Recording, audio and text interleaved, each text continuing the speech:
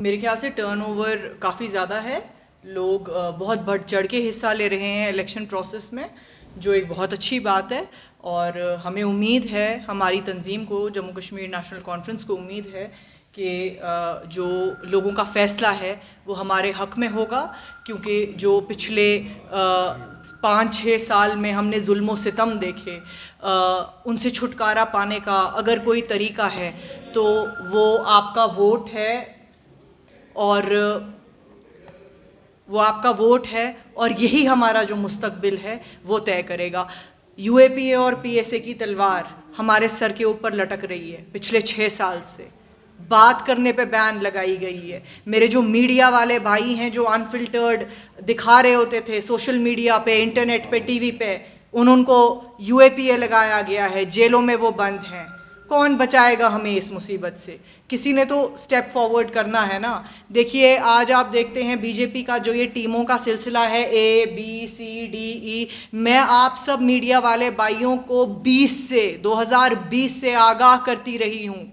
जब इन्होंने टीम ए और टीम बी बनाए, फिर इन्होंने टीम सी बनाई, जब वो ए बी फेल हो गए, आज टीम डी है। अभी उन्होंने बयान दिया, बोला मेरे दरवाजे बीजेपी के लिए खुले हैं, इंजीनियर रशीद साहब बोल रहे थे। इसीलिए आवाम से गुजारिश करती हूँ, मेहरबानी करके इन साजिशों में जो है अपना वोट ज़ाया ना करे। इन लोगों की साजिशों पर अपना जो कीमती वोट है उसका इस्तेमाल करे उस आवाज़ को बुलंद करने के लिए जो हमारी इज़्ज़त, हमारी शान, हमारी तशख्खुस, हमारी रियासत, जिसके 2 टुकड़े किए गए, 2 यूटीज़ बनाई गई, ताकि हमारी वो इज़्ज़त वापस की जाए, हमारा विकार वापस किया जाए, हमारी तशख्खुस, हमारे राइट्स, हमारे कॉन्स्टिट्यूशनल राइट्स किए जाए वापस। हम नेशनल कॉन्फ्रेंस की जो ओरिजिनल पोजीशन है वो प्री 53 पोजीशन है।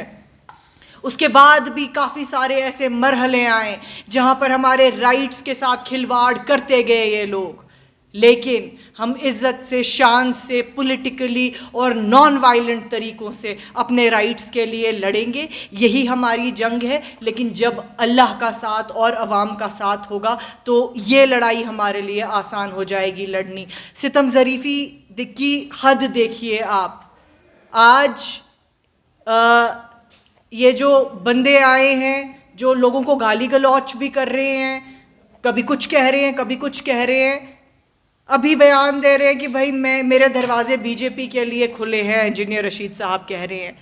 कुछ महीने पहले इनके बच्चों ने कहा हमारे पास पैसे नहीं है स्कूल कॉलेज के फ़ीस के लिए। एक एक्स लेजिस्लेटर की जो तनख्वाह है वो तकरीबन 2.25 लाख रुपया होती है, तो क्यों नहीं उसमें से फ़ीस मैनेज हो सकती थी? जो 500, 1000, 1500 की फ़ीस मैनेज नहीं होगी आपके 2.25 लाख सैलरी में से? कहा मेरे वालिद को जी फांसी दी जाएगी। हिंदुस्तान के कॉन्स्टिट्यूशन में जो केसेस उन पे लगे थे उनमें प्रोविजन ही नहीं है फांसी का।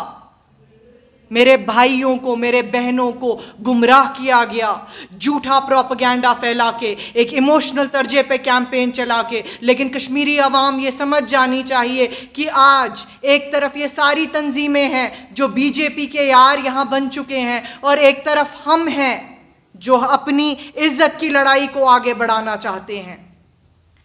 जहाँ तक डेवलपमेंट की बात है, हमने कोई डेवलपमेंट नहीं देखी पिछले 10 साल में। बीजेपी की सरकार को कोई 10 दिन, 10 हफ्ते नहीं हो गए हैं, 10 साल हो गए हैं। हमने कौन सा स्कूल, कौन सा कॉलेज, कौन सा अस्पताल देखा? हमने कौन सी यूनिवर्सिटी, कौन से मॉल्स देखे?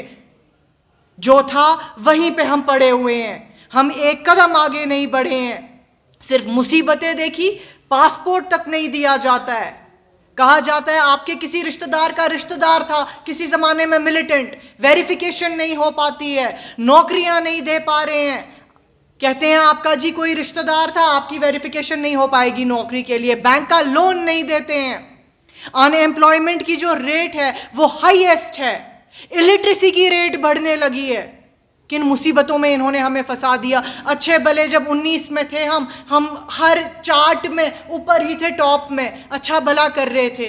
फिर ये लोग आए, प्रोपेगेंडा पे प्रोपेगेंडा, झूठ पे झूठ फैला फैला के, और उसके बाद लोगों का मुंह बंद करके कि 2019 के फैसलों से कश्मीरी खुश है। अगर कश्मीरी खुश था तो आपको इंटरनेट बंद करने की क्या ज़रूरत थी? आपको फोन बंद करने की क्या जरूरत थी? आपको लॉकडाउन लगाने की क्या जरूरत थी? आप यूएपीए और पीएसए का इस्तेमाल क्यों रोज करते हैं अगर कश्मीरी खुश है? आज कश्मीरी जो है, मैं उम्मीद करती हूं इन सारी बातों का जो जवाब है वो अपने वोट से देगा। एक मुंह तोड़ जवाब जो है इन जालिमों को अपने वोट से देगा। इन जालिमों ने हमें कमरों में बंद किया जब हमारे ऊपर इन्होंने फैसले लिए। इन जालिमों को कोई ये बताए कल को जब रिजल्ट आएगा कि कश्मीरी हक में था अपने राइट्स के, कश्मीरी हक में था उस स्टेट के जिसके 2 टुकड़े इन्होंने किए, 2 यूटीज में तब्दील किया, एक लद्दाख, एक जम्मू और कश्मीर।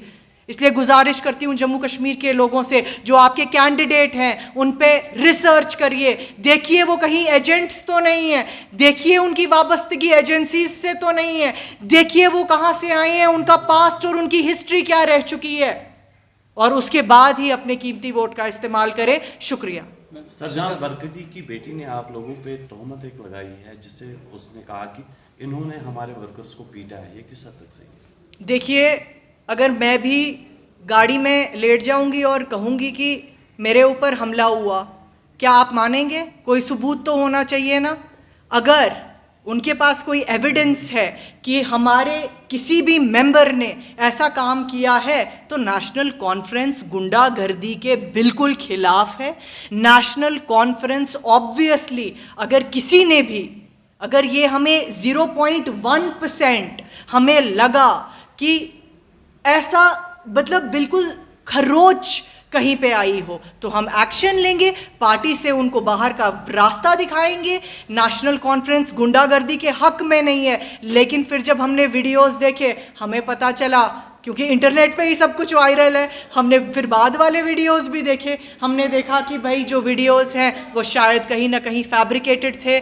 बदकिस्मती की बात है, लेकिन अगर उनके पास कोई एविडेंस है तो पेश करें। रिसेंटली सजाद लोन ने एक प्रेस कॉन्फ्रेंस दी थी जिसमें उसने तनकीद का निशाना बनाया था रशीद इंजीनियर को।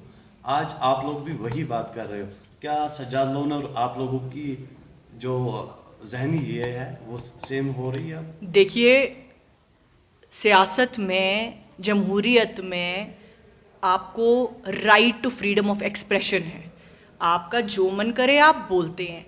और दूसरी बात ये है कि जब हम सियासत करते हैं, हम सबकी अपनी अपनी आइडियोलॉजी होती है। इसका मतलब ये नहीं है कि हम एक दूसरे के कोई दुश्मन है, खून के प्यासे हैं, एक बात नहीं कर सकते हैं, ऐसी कोई बात नहीं है। बट मेरी आइडियोलॉजी उनसे बिल्कुल नहीं मिलती है, सजाद लोन से।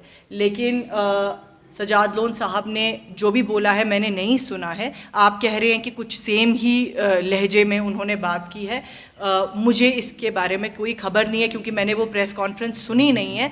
लेकिन जो मैंने बोला, आई स्टैंड बाय इट। देश दुनिया की हर खबर सबसे पहले देखने के लिए फॉलो करें Dainik Savera TV, YouTube, Facebook, Instagram, X और व्हाट्सएप चैनल पर।